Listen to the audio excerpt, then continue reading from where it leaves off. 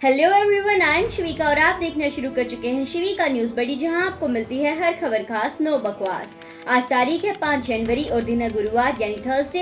हिंदू पंचांग के अनुसार पोष माह के शुक्ल पक्ष की चतुर्दशी तिथि है। पहली खबर है, देश के 3.75 लाख उम्मीदवारों के वीबॉक्स नेशनल एम्प्लॉयबिलिटी टेस्ट और 15 से ज्यादा इंडस्ट्री की 150 कंपनियों पर किए गए इंडिया हायरिंग इंटेंट सर्वे में यह सामने आया है कि हमारे भारत देश में 22 से 25 साल आयु वर्ग वाले 56% युवाओं में नौकरी पाने की काबिलियत है, जो सभी आयु वर्गों में सबसे ज्यादा है। इसके मुताबिक देश के 50.3% लोग नौकरी पाने के योग्य हैं, जो पिछले 7 साल में सर्वाधिक है। 2022 की रिपोर्ट में यह आंकड़ा 46.2% ही था।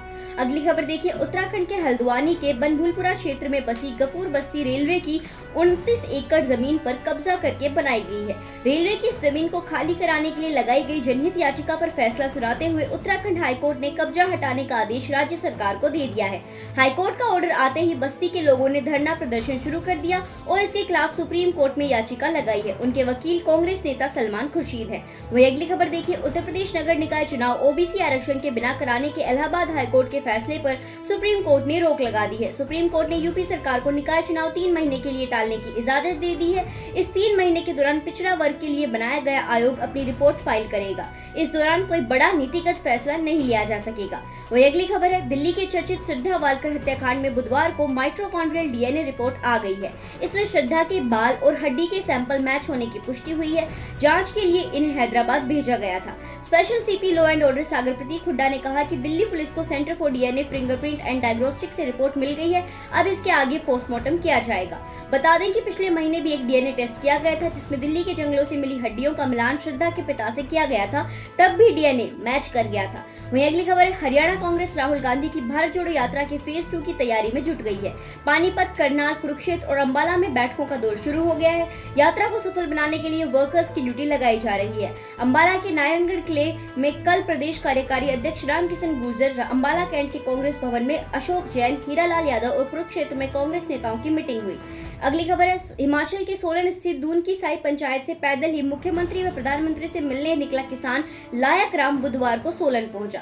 कंधे पर हल, हाथ में तिरंगा और गले में कीटनाशक दवाओं की माला पहने यह किसान बाजार में लोगों के आकर्षण का केंद्र बन रहा है।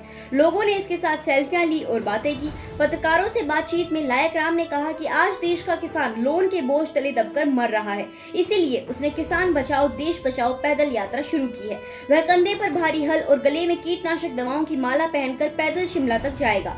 लायक राम ने कहा कि वह शिमला में प्रदेश के मुख्यमंत्री सुखविंदर सिंह सुक्खू से मिलकर किसानों के ऋण माफ करने की मांग करेगा। वहीं अगली खबर देखिए, प्रधानमंत्री नरेंद्र मोदी ने 2022 में अवैध शिकार की घटनाओं के शून्य होने पर असम के लोगों के गैंडों के संरक्षण के लिए किए गए प्रयासों की सराहना की। प्रधानमंत्री ने असम के मुख्यमंत्री हिमंता बिस्वा शर्मा के एक ट्वीट को साझा करते हुए इसे एक सुखद समाचार बताया। उन्होंने राज्य के लोगों को बधाई देते हुए कहा, असम के लोगों ने राह दिखाई है। राज्य के लोग गैंडों की रक्षा के लिए सक्रिय रूप से प्रयासरत रहे हैं। अगली खबर है, भारतीय विशिष्ट पहचान प्राधिकरण यूआईडीआई ने अब लोगों को परिवार के मुखिया की सहमति से अपने आधार कार्ड में ऑनलाइन पता अपडेट करने की अनुमति दे दी है।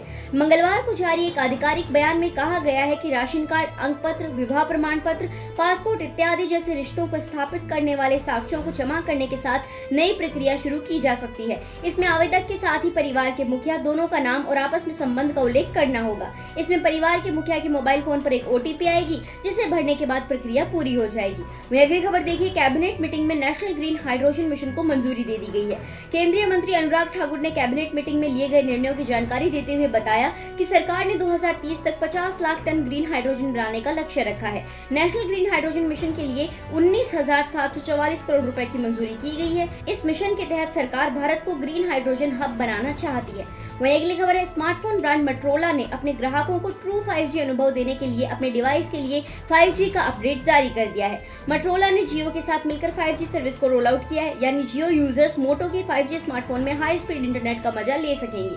अगली खबर देखिए, भारतीय शराफा बाजार में सोने का दाम 55,000 के पार और चांदी की कीमत 68,000 के पार है। राष्ट्रीय स्तर पर 999 शुद्धता वाले 24 कैरेट के 10 ग्राम सोने की कीमत 55,905 रुपए है, जबकि 999 शुद्धता वाली चांदी के दाम 68,880 रुपए है। अगली खबर है, tourism corporation of Gujarat limited की आउटसोर्सिंग कंपनी डीबी एंटरप्राइज ने थर्ड पार्टी पेरोल के आधार पर स्टैच्यू ऑफ यूनिटी में तैनाती के लिए भर्ती निकाली है। कंपनी द्वारा जारी भर्ती विज्ञापन के मुताबिक ऑफिस असिस्टेंट, रिसेप्शनिस्ट के 32 पदों, एग्जीक्यूटिव के 9 पदों और सीनियर एग्जीक्यूटिव के 4 4 पदों समेत कुल 45 पदों पर भर्ती की जानी है। आवेदन की आखिरी तारीख 10 जनवरी 2023 है। अगली खबर है, भारतीय प्रौद्योगिकी संस्थान IIT गुवाहाटी के छात्रों ने ऐसे स्वदेशी ड्रोन तैयार किए हैं जो सेना और पुलिस के लिए खासा मददगार साबित होंगे। IIT गुवाहाटी के एरो मॉडलिंग क्लब द्वारा नए ड्रोन विकसित किए गए हैं। IIT छात्रों के बनाए गए वेयर हाउस ड्रोन जहां गोदाम प्रबंधन के लिए काम आएंगे, वहीं रिपर ड्रोन सैन्य और कानून उपयोगों के लिए। ऑर्निथोप्टर ड्रोन तंग जगहों में निगरानी के लिए काम आएगा। ऑर्निथोप्टर ड्रोन पक्षियों के डिजाइन पर आधारित है। वहीं अगली खबर है, भारत ने पहले मैच में श्रीलंका को 2 रन से हराकर सीरीज में 1-0 की बढ़त बना ली है।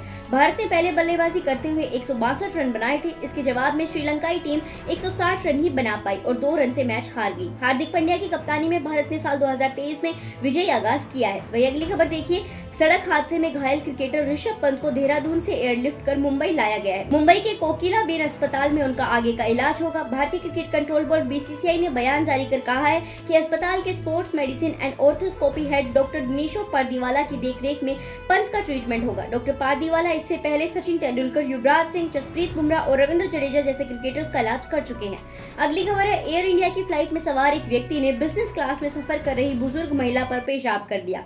घटना पिछले साल 26 नवंबर की है। इस घटना पर एयरलाइंस ने कोई एक्शन नहीं लिया। बुजुर्ग महिला ने टाटा ग्रुप के चेयरमैन से शिकायत की, तब जाकर एयरलाइन के अफसर एक्टिव हुए और दिल्ली पुलिस में FIR करवाई और जांच पूरी होने तक आरोपी की हवाई यात्रा करने पर रोक लगा दी गई है। वहीं अगली खबर है, दुनिया की पहली फ्लाइंग बाइक यानी उड़ने वाली मोटरसाइकिल की बुकिंग शुरू हो चुकी है। इस उड़ने वाली बाइक का नाम स्पीडर रखा गया है। इसकी शुरुआती कीमत 3.15 करोड़ रुपए रखी गई है। ये मोटरसाइकिल 30 मिनट तक 96 किलोमीटर प्रति घंटे की रफ्तार से उड़ान भर सकती है। अगली खबर है, पिछले 24 घंटों के दौरान उत्तर पश्चिमी मध्य प्रदेश, छत्तीसगढ़, झारखंड और बिहार में घना कोहरा छाया रहा। उत्तर पश्चिमी राजस्थान के कुछ हिस्सों में पाला देखा गया। पंजाब के कई हिस्सों में, हरियाणा, उत्तर प्रदेश और बिहार के कुछ हिस्सों में भीषण कोल्डे की स्थिति देखी गई।